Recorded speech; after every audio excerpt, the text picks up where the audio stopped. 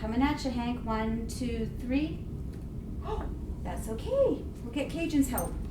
He's on it. He's on the job. And give.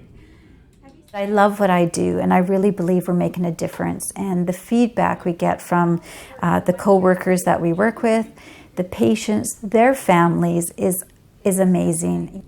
So even when you go in and pick up those kibble pieces, that's working on those fine motor skills.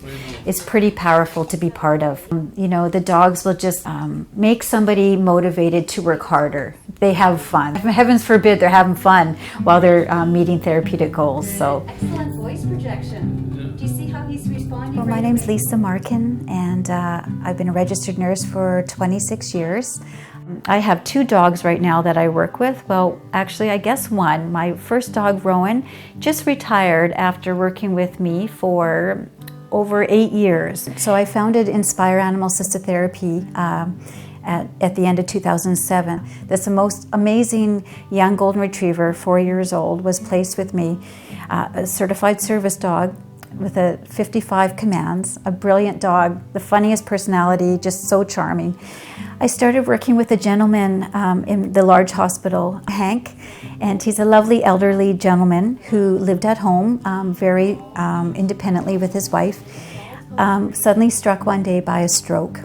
He was hospitalized for a very long time with limited return of function on that affected side. It affected his hand and his leg.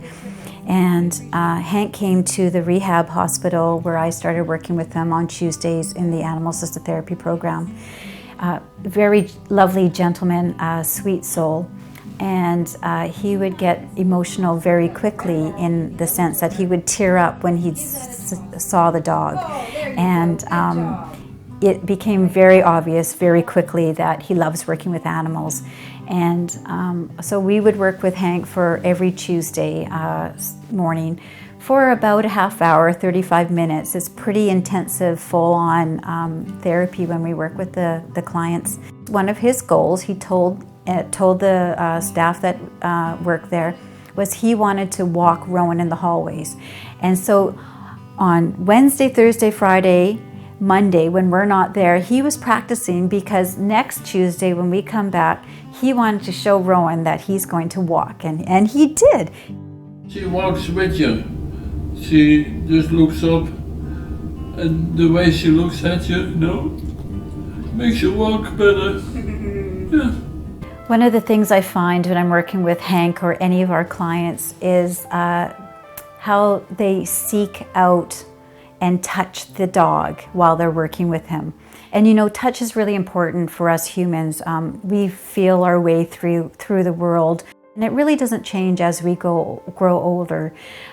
What does change though, and you know, from my experience as a nurse working in hospitals and such, is that touch becomes a little taboo. It's reserved to the extreme, but the dogs bring something different where it's safe touch, it's okay touch, and boy do people seek it out. And you know, and it might be just the stroke of the head on the dog, and the touching of the fur and the leaning into the dog. It's amazing how many people will just, you know, take their head and bury their head into the dog's fur.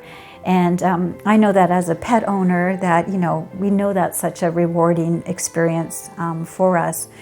For people who live in a clinical setting, in a residential care or in a hospital, that becomes even more important because it's so valued and yet so limited. So you can shorten your fishing line by twisting that rod, right? It gives them a reason to work harder at that therapy goal.